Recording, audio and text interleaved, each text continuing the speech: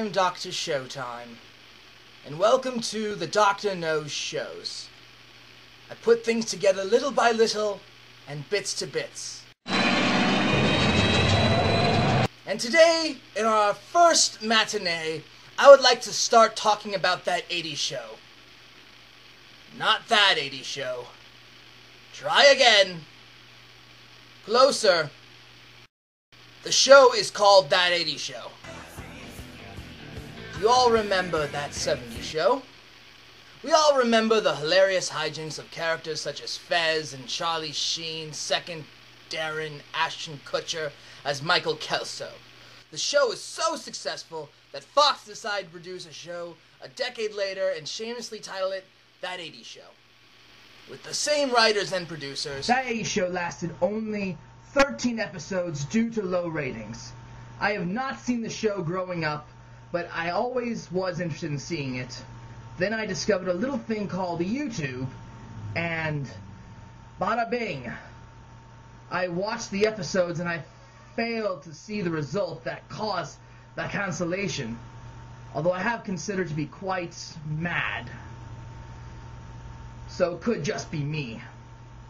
Let's look at the characters. Let's start with the main character, Corey, who I describe as an adult Charlie Brown but shares the DNA with Brian Griffin.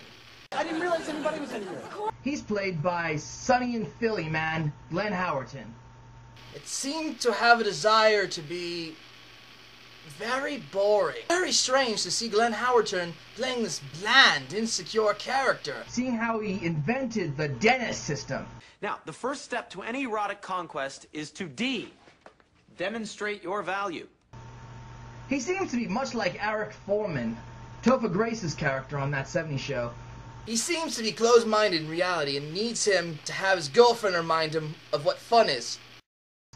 To be fair, he can be more entertaining to watch than Eric because he actually can be funny when he chooses to be. Just take a look at the cheap shot he does with the love child of Brad Majors from Rocky Horror and Mitch from Patch Adams.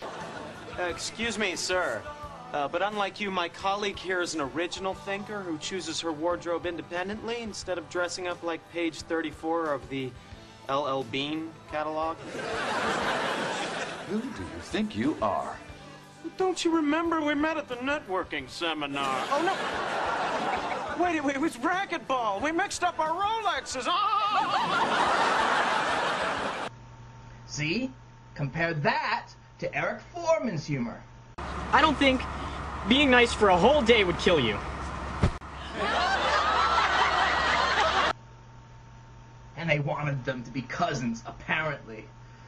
Now that's Corey's sister Katie Howard, who seems to be ripping off every female 80's icon star from Molly Ringwald to Jennifer Beals. And what's with that accent? Valentine's Day is simply a celebration of love.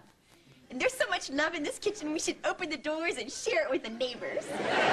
I'm not sure I believe you. I knew someone with a weird accent once. But who? I know it's at the tip of my tongue. Oh, I'll get that later.